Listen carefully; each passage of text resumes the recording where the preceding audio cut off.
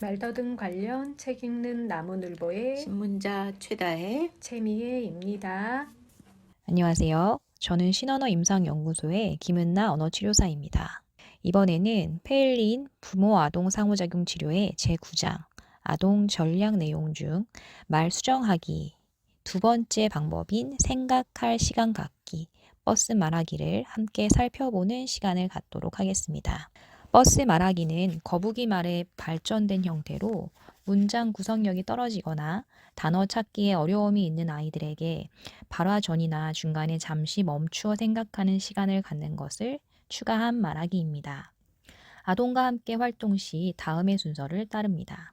첫 번째, 버스와 경주용 자동차를 등장시킨 이야기로 빠름과 느림의 개념을 소개합니다. 장난감 버스와 경주용 자동차 또는 레고, 듀플로 블록으로 이를 만들 수 있습니다. 너무 빨리 달리는 경주용 자동차는 코너에서 굴러 떨어지고 버스는 침착한 속도로 전진하면서 결국 경주에서 이깁니다.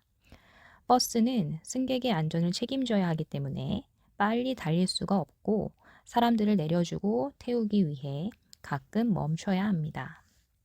두 번째, 우리는 버스로 가정하여 천천히 말하다가 중간에 쉬어주고 또는 경주용 자동차가 되어 중간에 쉬지 않고 빨리 말합니다.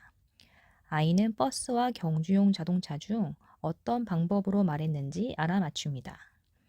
언어 재활사와 아이가 역할을 바꾸어 서로 문제를 내고 알아맞힙니다. 그 다음 언어적 위계를 조절하여 활동을 할 수 있습니다. 부모는 활동을 관찰한 후 집에서도 동일한 방법으로 아이와 활동합니다. 이에 대해 구체적인 활동 내용은 311, 312페이지를 참고하시면 좋겠습니다. 부모가 아동과 집에서 활동할 때 주의할 점은 아이가 말을 더듬을 때는 버스 말을 시키지 말아야 한다는 것입니다. 버스 말을 시키는 것이 아이가 자신의 말더듬을 부정적으로 바라보게 할 수 있기 때문입니다. 대신 아이가 버스 말을 자발적으로 사용했다면 칭찬해 주세요.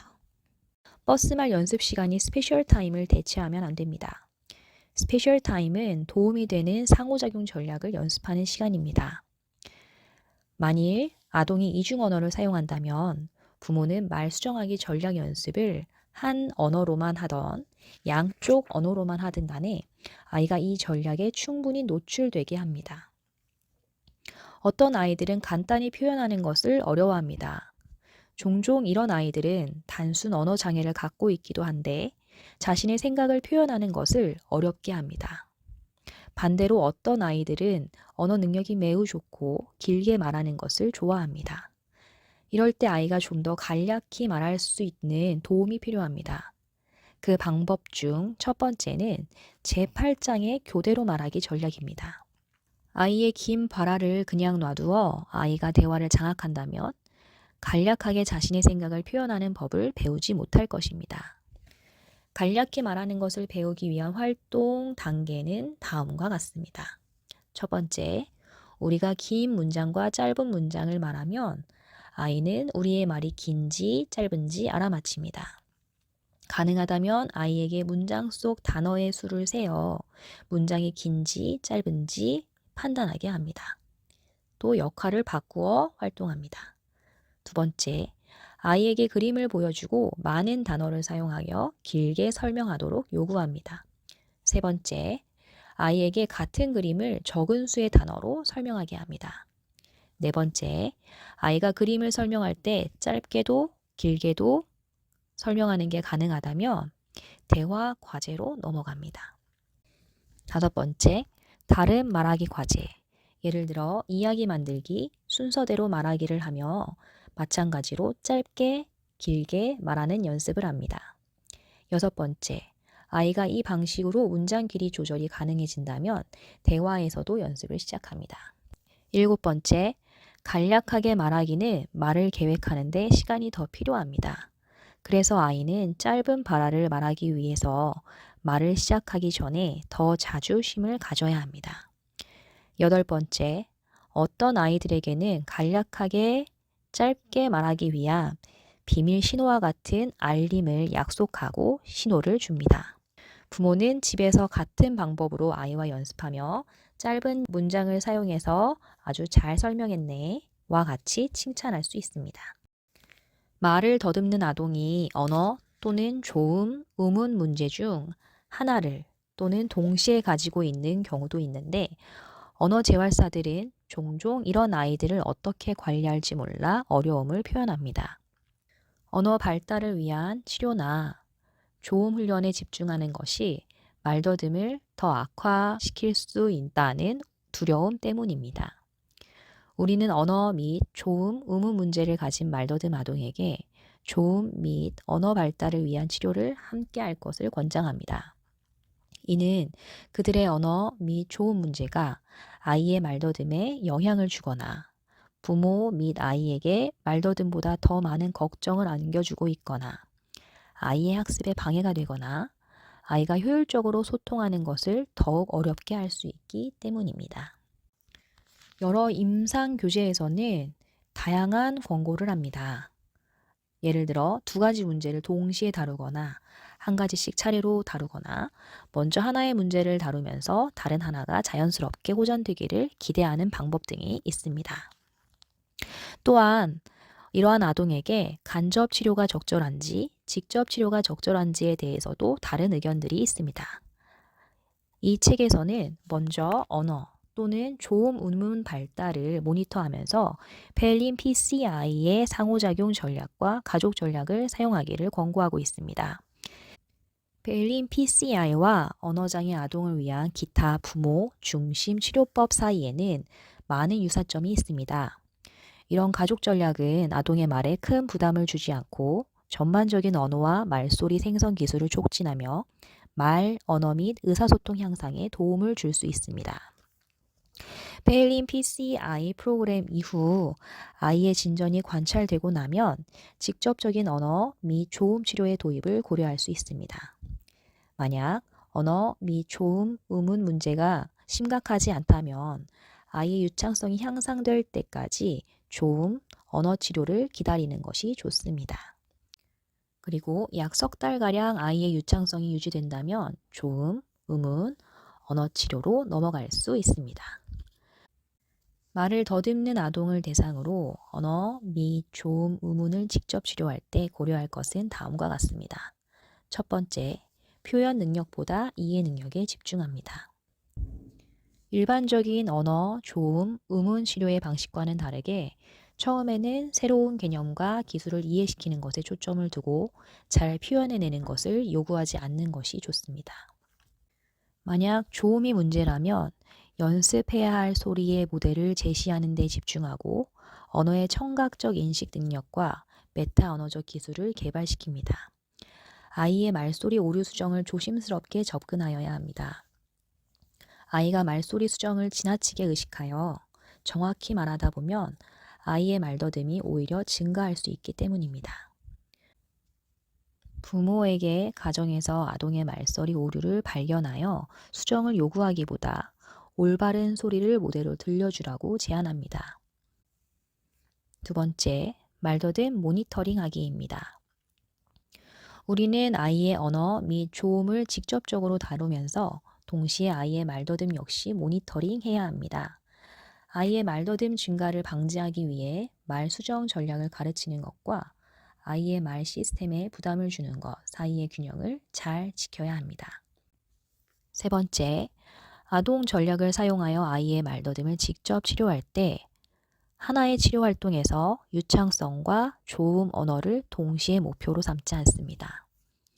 아동 전략은 말더듬이 아이에게 인지적, 감정적으로 미치는 영향을 줄임으로써 의사소통자로서 아이의 자신감과 능력을 키우는 것을 목표로 합니다.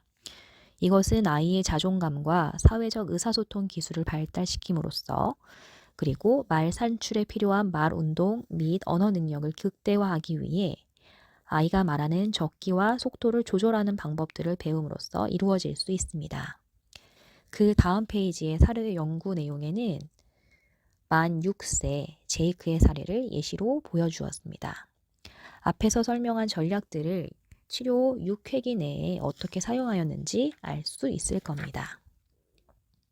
아동 전략 활동 시 주의해야 할 문제점 5가지와 해결 방법이 324페이지에서 329페이지에 나옵니다. 5가지 중 여기서 3가지의 문제를 다루고자 합니다. 첫 번째 문제는 만약 부모가 우리 아이는 전략을 항상 사용할 수 있을 것이라고 기대를 한다면입니다. 자녀가 전략의 사용으로 유창해질 경우 그 전략을 되도록 많이 사용하기 원하는 것은 부모로서 자연스러운 일입니다. 이것이 아이를 얼마나 힘들게 하는지 부모에게 알려주는 것이 필요합니다. 그래서 가끔 부모에게 대화 중 같은 전략을 사용해 보라고 요청합니다. 10분 후 부모에게 스스로 어느 정도 해낸 것 같은지 물어봅니다. 대개의 경우 부모는 이 전략을 오래 유지하는 것이 얼마나 힘든 일인지 알아챕니다. 우리는 아이가 일상 대화에서 전략을 사용하기까지 많은 연습과 노력이 필요함을 부모에게 상기시켜 줄 필요가 있습니다. 두 번째, 만약 아이가 치료실에서나 지시된 활동 안에서는 전략을 잘 사용하지만 일반화가 일어나지 않는다면 어떻게 해야 할까요? 우리는 직접 치료 초기부터 아이와 부모에게 과제를 내주고 일반화를 장려합니다. 처음엔 아이가 거북이 말이나 버스 말을 구조화된 활동 안에서 사용하고 이후에는 덜 구조화된 활동으로 일반화를 유도합니다. 그리고 아이가 치료실 외에서 이런 전략을 사용했다면 부모에게 칭찬해 주라고 권합니다. 하지만 말 수정하기 전략을 아이가 일상생활에서 사용하는 것은 어렵고 시간이 걸립니다. 칭찬 스티커로 아이가 전략을 잘 사용할 때마다 스티커를 붙여주는 활동도 활용하였지만 이때 주의해야 할 것은 아이에게 유창한 것이 우리의 최종 목표이고 말더듬은 용납되지 않는다는 잘못된 인상을 주지 않도록 해야 하는 것입니다. 부모들이 치료의 중심이 아이라고 생각하여 참여의식을 못 느끼고 팔짱을 끼고 앉아 있다면 어떻게 해야 할까요? 우리가 아이와 직접 치료를 할 때 부모는 정말 치료의 중요한 요소임을 알려줘야 합니다. 처음부터 직접 치료에 부모를 적극적으로 포함시켜 그들이 참여의식을 갖고 자녀의 유창성 향상을 지원하는 데 있어 자신의 지속적인 역할을 이해하도록 해야 합니다. 회기 중에 우리는 부모에게 몇 가지 방법과 활동을 시연해 보인 후 다시 부모가 직접 해보도록 하고 이를 관찰하여 가정에서 아이와 함께 활동할 수 있도록 준비시켜야 합니다. 만약 한쪽 부모만 참여한다면 정기적으로 나머지 부모도 치료에 초대하여 같은 방법으로 진행 상황을 알고 활동할 수 있도록 도와줘야 합니다. 5번째, 아이의 말더듬이 심해진다면 어떻게 해야 할까요? 우리는 임상 경험상 직접 치료를 할 때 어떤 아이들은 말더듬이 증가하기도 합니다. 예를 들어 둔감화 활동을 한 후 아이는 말더듬을 더 이상 감추지 않게 되고 말더듬을 굳이 피하지 않게 되면서 힘들여 말하지 않을 수 있습니다. 이러한 아이의 말더듬 증가는 일시적일 수 있습니다. 다른 아이들은 직접 치료를 받은 후 말 수정하기 전략을 항상 사용하려고 하다 스트레스를 받기도 하고 그로 인해 종종 말더듬이 증가하기도 합니다. 이러한 증가는 일시적일 수 있지만 아이의 말더듬 증가가 보이면 우리의 접근 방식을 다시 살펴보면서 말 수정하기 전략에 너무 많은 초점이 맞추어진 것은 아닌지 확인합니다. 그리고 아이의 말더듬 증가에 지나치게 과잉 반응하지 않도록 하고 부모와 아이의 말의 변화, 그 이유에 대해 터놓고 이야기합니다. 또 하나 중요하게 생각해야 할 것은 치료 중 혹은 치료 후의 말더듬 증가는 사실 말더듬의 변화하는 특성을 반영하는 것일 수 있어서 걱정할 필요가 없다는 것을 알려줘야 합니다. 아동을 치료할 때 학교 또는 유치원과의 연계도 중요한 전략 중 하나입니다. 말을 더듬는 아이의 생활 환경을 주목할 필요가 있습니다. 많은 경우 부모 및 가족과의 작업만으로도 아이의 말더듬이 충분히 변화를 만들어낼 수 있지만 부모들은 유치원이나 학교 교사에게 아이의 말더듬에 대한 정보를 제공하기를 요청합니다. 선생님들은 말더듬에 대해서 제한된 지식을 가지고 있는 경우가 많습니다. 또한 아이가 말을 더듬을 때 어떻게 반응해야 하는지 잘 모를 수 있습니다. 따라서 아이가 말을 더듬는 이유와 여기에 영향을 주는 요인에 대한 정보를 전해주는 것은 도움이 될 것입니다. 또한 아이를 도와주고 싶을 때나 아이와 대화를 나눌 때 아이의 말을 들으면서 어떻게 반응하면 좋을지 정보를 제공해 주는 것도 필요합니다. 아이가 말을 더듬을 때 대신 말해줄 필요가 없고 어떻게 반응하면 좋은지 아이에게 물어보는 것이 바람직하고, 아이가 너무 길게 말할 경우는 긴 말을 끊고 교대로 다른 아이에게 말할 기회를 주어도 된다고 알려줄 필요가 있습니다. 쉼을 활용하거나 천천히 말하기 등 아이와 대화할 때 이런 전략들을 사용하는 것이 좋다고 알려줘도 좋습니다. 하지만 동시에 다수의 아이를 상대하는 교사들이 한 아이에 집중하여 모니터하는 것은 현실적으로 어렵습니다. 그래서 전 학급의 아이들을 대상으로 효과적으로 의사소통 전략을 가르치는 것은 큰 도움이 됩니다. 또한 교사들은 말을 더듬는 아동에 대한 다른 아이들의 반응을 모니터할 필요가 있습니다. 말더듬을 지적하는 친구가 있다면 선생님은 어떤 단어를 말하는 게 힘들어서 그러는 거야. 단지 말하는데 다른 사람들보다 시간이 조금 더 걸릴 뿐이야. 우리가 조금 더 기다려주면 도움이 될 거야. 라고 얘기를 하던가, 아이를 괴롭히는 친구가 있다면 그 반응을 초기에 알아채는 것이 중요합니다. 유치원이나 학교 교사 그룹에 대한 연수 훈련 프로그램은 다음의 내용들이 필요합니다. 첫 번째, 다양한 말더듬 유형과 이와 관련된 감정들에 대한 창의적인 아이디어 서로 나누기. 두 번째, 말더듬의 원인에 대한 아이디어 나누기. 세 번째, 말더듬에 대한 사실들. 네 번째, 아이가 말을 더듬을 때 도움을 줄 수 있는 방법에 대한 아이디어 나누기. 다섯 번째, 유치원 또는 학급에서 유용한 전략들. 여섯 번째, 괴롭힘을 포함한 말더듬에 대한 아이들의 반응에 대한 토론. 일곱 번째, 질의응답 시간 등이 있습니다. 앞에서 언급했듯이 만약 아이에게 평가 또는 개입이 필요한 문제가 있다면 우리는 부모와의 상담을 통해 다른 기관으로 아이의 의뢰서를 보내는 전략도 필요합니다. 이상 여기까지 제9장 아동 전략 내용이었습니다. 들어주셔서 감사합니다. 드디어 Q&A 시간입니다. 오늘은 아동 전략 두 번째 시간인데요. 어느새 이 책의 마무리가 다가오고 있어요. 그러네요. 지난번에 쉬운 문제를 하니까 어떠셨어요? 다 맞춰 기분이 좋으셨다고요? 네, 우리 아이들도 잘 알아맞힐 때 기분이 좋을 것 같아요. 그럼 오늘도 쉽게 해보겠습니다. 네, 첫 번째 문제입니다. 다음 중 어떤 것이 더 맞을까요? A.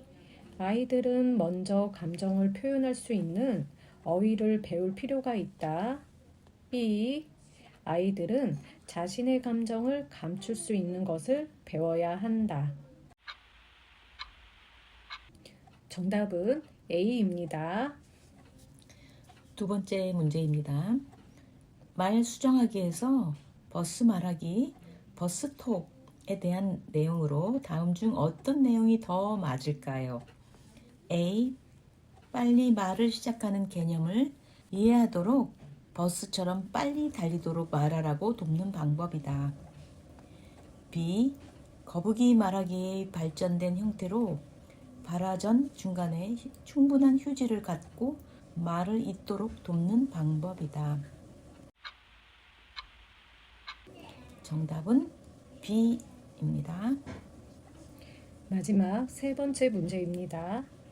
페일린 PCI 치료 모델에는 언어 및 의사소통 요인, 말 운동 요인, 그리고 심리적 요인이 있는데요. 이 세 가지 요인을 둘러싸고 있는 중요한 또 한 가지 요인은 무엇일까요? 네, 정답은 환경적 요인입니다. 선생님들 다 맞추셨을까요?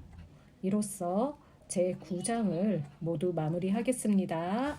감사합니다.